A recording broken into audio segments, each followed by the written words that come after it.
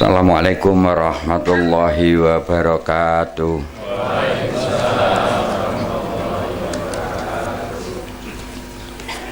A'udzu billahi minasyaitonir rajim. Bismillahirrahmanirrahim. Qul huwallahu ahad. Allahu samad. Lam yalid wa lam yulad wa lam yakul lahu kufuwan ahad. Allahumma sholli ala Muhammad wa ala ali Sayyidina Muhammad. Shadaqallahul azim. Para jemaah yang sangat kami muliakan dan yang dirahmati Allah Subhanahu wa taala, juga para pemirsa yang sangat mulia dan yang dirahmati Allah Subhanahu wa taala, kita semua bisa berkumpul melakukan seperti biasa, yaitu doa bersama dengan keadaan sehat walafiat, sehingga pada malam hari ini kita bisa bertemu dan melaksanakan. Kita sangatlah patut bersyukur kepada Allah Subhanahu wa taala. Juga selawat serta salam kita tetap kunjuk kepada junjungan kita bersama, yaitu Nabi besar Muhammad sallallahu alaihi wasallam. Bapak Ibu sekalian yang sangat kami muliakan, ada beberapa hal yang sangat penting dan harus kami sampaikan, ya. Di dalam kitab suci Al-Quran itu ada sebuah ayat yang mana artinya begini. Bismillahirrahmanirrahim. Teramat besarlah kebencianku kepada orang-orang yang menyampaikan sementara dia sendiri tidak menjalaninya. Ini firman Allah di dalam kitab suci Al-Quran. Lah, pada malam hari ini kami jelaskan yang dimaksud menjalaninya, ya. Apa yang dimaksud menjalaninya itu? Menjalaninya itu ialah kita menjalani jalan yang lurus yang dibawa oleh Rasulullah, yaitu pertama membaca 2 kalimat syahadat, yang kedua dirikan sholat, yang ketiga tunaikan zakat, yang keempat puasa di bulan suci Ramadan, yang kelima pergi haji bila mana mampu. Yang dimaksud menjalaninya itu. Jadi kita harus paham yang dimaksud menjalaninya, menjalani opo. Jadi syariat Islam tadi seperti jalan kereta api, torik, jalan. Kemudian kita yang menjalani ini ibarat sepurnya. Jadi kalau kita menjalani syariat Islam yang utuh tadi kita lakukan karena Allah, kita seperti sepur berjalan di jalannya itu. Jadi memang sesuai, mengutamakan yang utama. Itulah yang dimaksud oleh Allah Subhanahu wa taala menjalaninya tadi. Jadi kita tidak berebut membuat jalan sendiri-sendiri. Kita tidak membuat golong-golong sendiri itu. Kita tetap lewat jalan yang dibawa oleh Rasulullah. Asli seperti itu. Itulah jalan yang lurus. Itu. Kemudian Bapak Ibu sekalian yang sangat kami hormati dan yang sangat kami muliakan, ya. Di dalam kitab suci Al-Quran maupun seluruh isi hadis Nabi, semua keterangan penjelasan itu merujuk ke arah itu. Semuanya merujuk ke arah syariat Islam itu. Syariat Islam itulah caranya menyembah Allah. Syariat Islam yang utuh itulah caranya memuji Allah. Jadi kita tidak memuji yang lainnya. Itu caranya menyembah Allah, caranya mengabdi kepada Allah, maka yang utama kita utamakan. Dengan seharusnya tidak memakai cara maupun jalan-jalan yang lain. Tetapi pesan kami, kita semua jangan sampai menyalah-nyalahkan yang lain. Kita harus menghargai, menghormati pendapat-pendapat yang lain. Yang harus kita sambung tadi orangnya, bukan keyakinannya. Itu. Kalau keyakinannya harus tetap lewat jalan yang lurus tadi. Tetap ibadah karena Allah. Jangan sampai karena selain Allah, khususnya yang fardu itu. Apapun yang terjadi, apapun perubahan dunia, mau kiamat, mau tidak, mau perubahan apapun, syariat Islam tadi tetap kita jalani karena Allah. Jangan sampai karena selain Allah. Ini perlu kami tekankan karena itu menyangkut keyakinan. Dari seluruh ayat-ayat di dalam kitab suci Al-Quran, dari seluruh surat-surat di dalam kitab suci Al-Quran, dari seluruh juz yang ada di dalam kitab suci Al-Quran, semuanya merujuk ke arah itu. Sama dengan satu pohon besar, apa yang ada di daun, apa yang ada di bunga, bahkan apa yang ada di bunga, di buah, ya, semuanya lewat di batang pohon. Semuanya merujuk ke arah yang fardu tadi. Kenapa dua kalimat syahadat dibaca di dalam hati? Karena itu perumpamaan dari akar sebuah pohon. Akar itu di dalam, tidak kelihatan. Oleh sebab itu membaca dua kalimat syahadat, rukun Islam yang pertama itu di dalam hati masing-masing, dan bacanya karena Allah. Walaupun banyak masalah, bacanya tetap karena Allah. Ini khusus buat pribadi masing-masing. Itu. Kemudian dirikan sholat 5 waktu tadi ya dijalani karena Allah. Tunaikan zakat. Anda percaya maupun tidak silakan. Kami tidak memaksa Anda harus percaya. Yang jelas rukun Islam yang ketiga itu adalah menunaikan zakat. Kita bayarkan setiap bulan. Kemudian puasa di bulan suci Ramadan. Setelah puasa kita zakat lagi, tapi namanya zakat fitrah. Zakat fitrah itu syarat rukunnya puasa. Bukan rukun Islam yang ketiga. Kita harus bisa membedakan itu. Kemudian pergi haji bila mana mampu. Itulah jalan yang lurus. Itulah jalan dari Allah. Torekot dari Allah yang dibawa oleh junjungan kita Nabi besar Muhammad SAW. Itu. Sekali lagi kita tekankan dalam hati masing-masing, jangan kita menyalah-nyalahkan yang lain. Kita harus memaklumi, kita hargai pendapat orang. Itu, kita hargai pendapat orang. Tetapi walaupun menghargai itu tidak berarti ikut. Jangan mengamini pendapat. Itu, kita harus mempunyai keyakinan seyakin-yakinnya. Di dalam diri manusia itu, semua manusia itu mempunyai sifat ego. Semua, tanpa terkecuali. Tapi kalau sifat ego itu kita bisa menempa, kita bisa menggembleng. Sikap ego itu kita obah, kita taruh di menjalani syariat Islam yang fardu tadi, maka akan berubah menjadi suatu keyakinan. Yang tadinya egonya sangat kuat akan berubah menjadi keyakinan yang sangat kuat.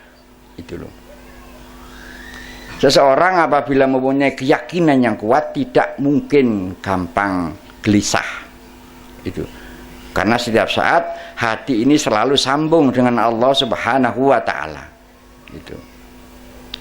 Tidak mudah gelisah serta tidak mudah sedih gitu. Karena sudah punya keyakinan. Gitu. Bapak Ibu sekalian yang sangat kami muliakan, waktu ini berjalan terus, berputar terus.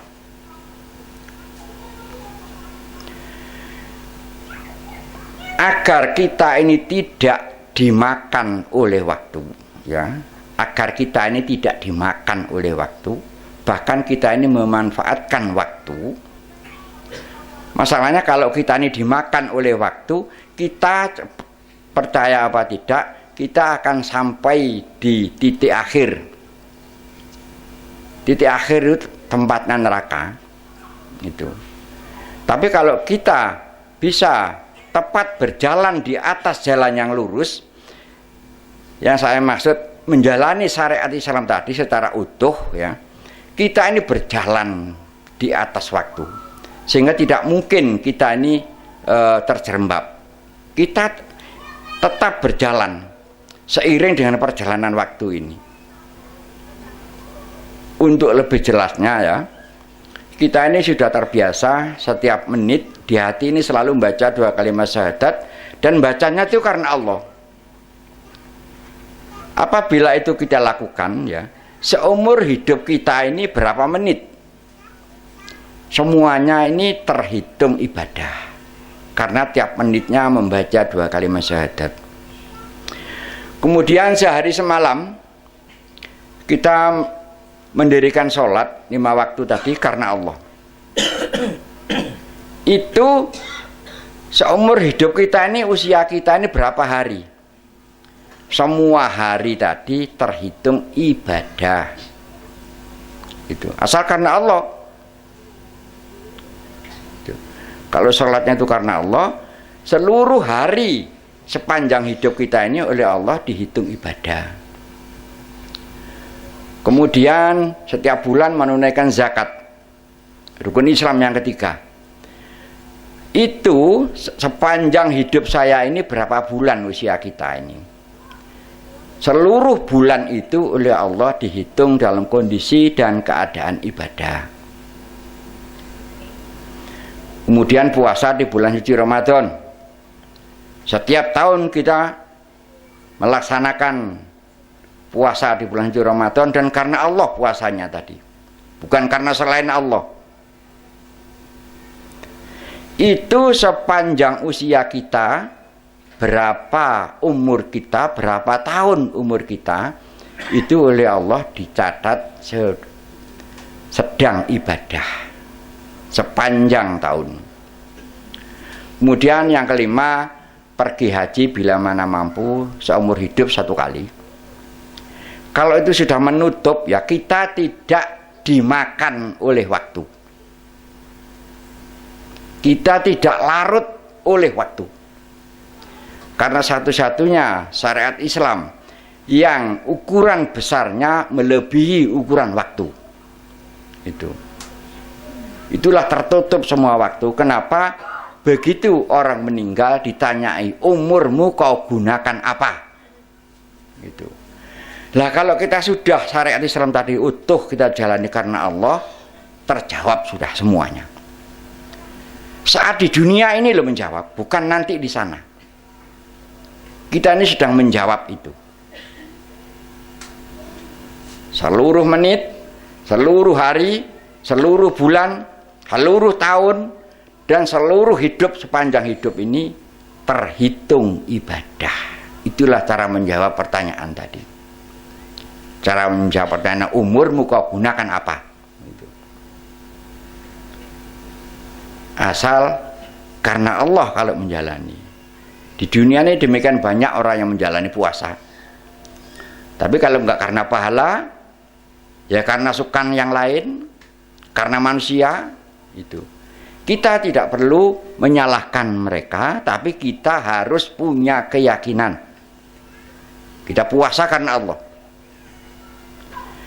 Jadi di dunia ini tidak banyak yang bisa kita lakukan karena Allah, tidak banyak. Hanya syahadat, sholat, zakat, puasa, haji bila mana mampu. Cuman itu yang bisa kita lakukan karena Allah. Sehingga akibatnya ya, akibatnya seandainya kita mendoakan Kanjeng Nabi, mendoakan para sahabat, itu ikhlas.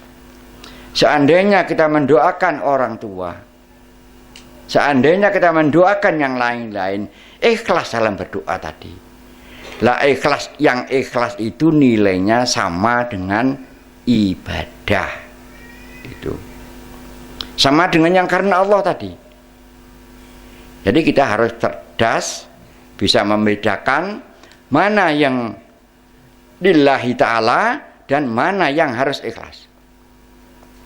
Sebab lillahi ta'ala tadi puncaknya penyebab, puncaknya penyebab. Sedangkan ikhlas itu adalah puncaknya akibat.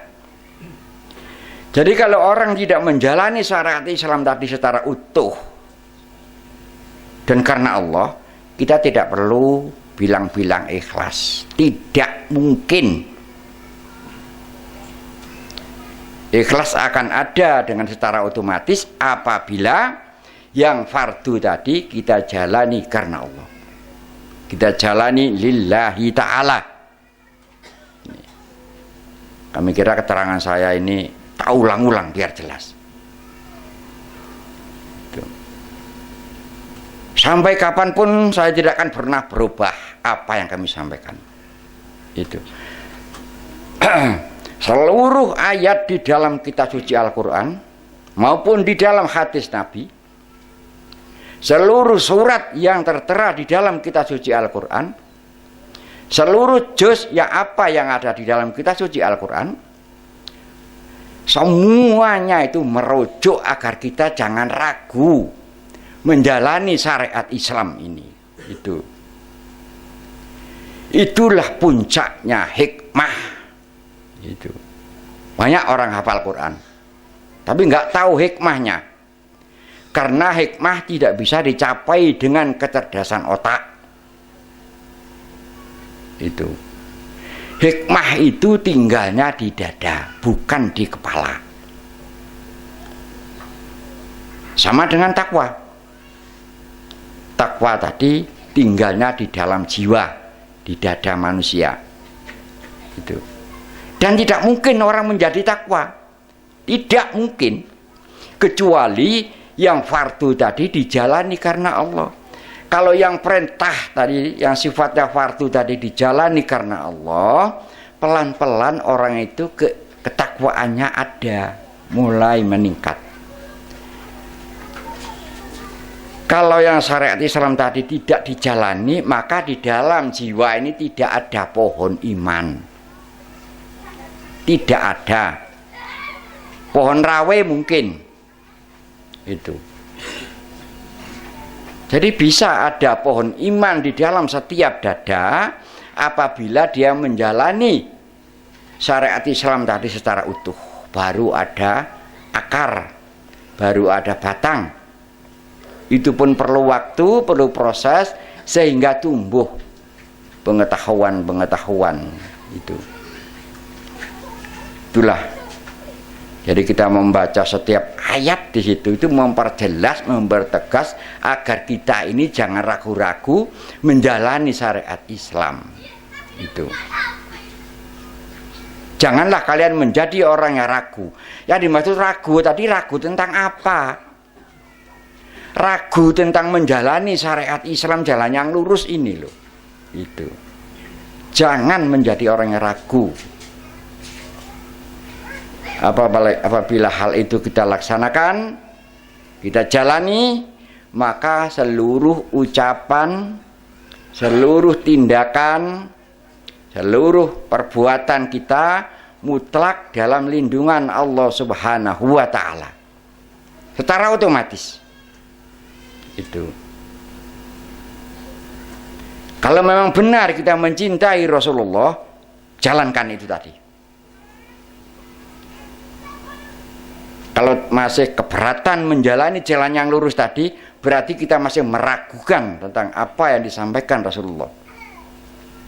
Jadi kita punya pendapat mencintai Nabi. Jadi kita harus mampu membuktikan. Memang kalau seseorang bicara fakta itu sangat menyakitkan, saudara-saudara. Karena apa yang kami sampaikan ini fakta.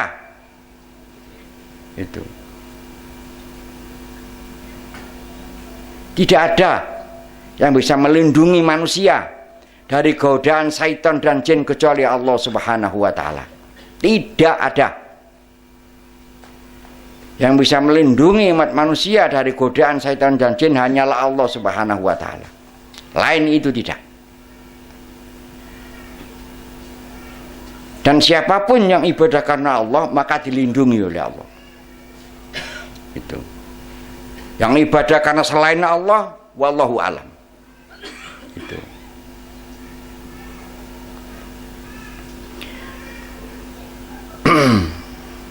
Bapak sekalian yang sangat kami muliakan,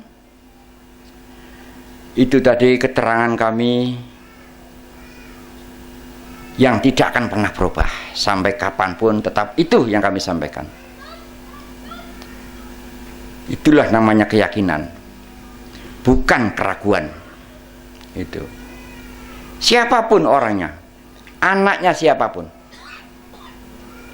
asal mau berjalan di atas jalan yang lurus, maka Allah akan melindungi orang tersebut. Manusia apabila dilindungi oleh Allah tidak akan terkena godaan baik dari syaitan maupun dari jin, dalam kondisi dan keadaan bagaimanapun. Itu harus dijelaskan, juga harus ditegaskan demikian. Itu.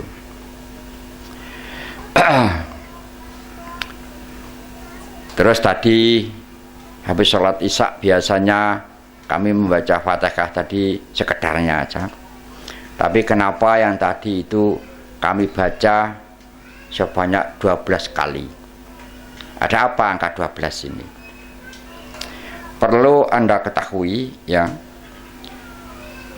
Nabiullah Ibrahim alaihissalam ini kalau diurut ke atas, ketika generasi ke-12 di situ ada Nabi Nuh. Kemudian dari Nabi Ibrahim kalau diurut ke bawah ada Nabi Ismail, ada Nabi Ishak. Dari Nabi Ismail tadi tepat ke urutan 12 lahir ya junjungan kita Nabi besar Muhammad Shallallahu Alaihi Wasallam. Kemudian kalau diurut dari Nabi Ishak, sama-sama anak dari Nabi Ibrahim, ini lahirlah Nabiullah Isa alaihissalam. Jadi kedua Nabi, Nabi Isa dan Nabi Muhammad tadi sama-sama 12 generasi ke bawah, sama-sama menjadi Nabi. Sehingga kami memilih angka 12 tadi tidak kebetulan, maka siapapun sangat baik kalau membaca Fatihah sebanyak 12 kali, tapi mendoakan tadi tetap seperti semula, kita mendoakan Kanjeng Nabi Muhammad. Kemudian kita pengertian dari mendoakan Nabi Muhammad tadi bukan hanya Kanjeng Nabi Muhammad, tapi istri dan anak-anak cucu beliau hingga yaumil kiamah. Itu pengertiannya di situ. Kemudian mendoakan Sayyidina Abu Bakar Siddiq, Umar bin Khattab, Utsman bin Affan, Ali bin Abi Thalib, juga beserta istri dan anak cucu beliau hingga yaumil kiamah. Seperti itu. Silakan Anda mau sholat tahajud, silakan Anda mau sholat hajat, tapi bukan untuk kepentingan pribadi. Tetap kita mendoakan junjungan kita Nabi besar Muhammad, walaupun kita banyak masalah, walaupun kita banyak kesulitan. Kemudian mendoakan Nabiullah Khidir alaihissalam, kemudian mendoakan kedua orang tua, kedua mertua, ummahatina ummahatikum tadi. Jadi sampean membaca, mendoakan tadi, itu yang kita fokus. Silakan sholat hajat, silakan sholat tahajud, serta berdoa yang kita, walaupun kita punya kepentingan, walaupun kita punya anak ini mau daftar PNS umpamanya, Tapi kita mendoakan tadi bukan karena itu. Tetap kita mendoakan Rasulullah. Tetap kita mendoakan para sahabat. Itu. Seperti apa yang beliau lakukan dahulu. Rasulullah Shallallahu Alaihi Wasallam penuh masalah, penuh ujian. Tidak ukuran beratnya. Tapi setiap malam Rasulullah sampai bengkak kakinya itu mendoakan kita semua. Mendoakan seluruh umatnya. Nah, karena Nabi kita begitu, maka kita harus berbalik. Kita taruh semua kesulitan kita. Kita doakan beliau. Itulah umat yang tahu diri. Itu. Kalau kita tidak melaksanakan itu, saya kira kita ini kurang tahu diri, kurang mawas diri. Dan perlu Anda ketahui, kalau kita mendoakan Kanjeng Nabi, mendoakan para sahabat tadi, serta mendoakan Nabiullah Khidir, mendoakan ummahatina ummahatikum tadi, semua kesulitan, keruwetan Anda urusan Allah Subhanahu wa Ta'ala. Allah yang akan memberikan kemudahan-kemudahan itu. Jangan ada keraguan. Itu. Jadi sekarang sudah semakin jelas. Saya tidak melarang orang sholat sunnah, kan? Silahkan sholat sunnah. Tapi doa kita tetap terarah ke situ. Bukan kita senang wanita, sholat hajat, membaca. Itu namanya mbah wanita, memakai cara Islam. Bukan kita rezekinya seret, kemudian sholat hajat. Saya tidak mengatakan itu salah, cuma namanya itu nyembah dunia, memakai cara Islam. Kita doakan junjungan kita aja. Itu. Kalau kita mendoakan junjungan kita Nabi besar Muhammad SAW, seluruh kesulitan sampean urusan Allah. Dan itu sangat mudah bagi Allah. Jangan ada keraguan.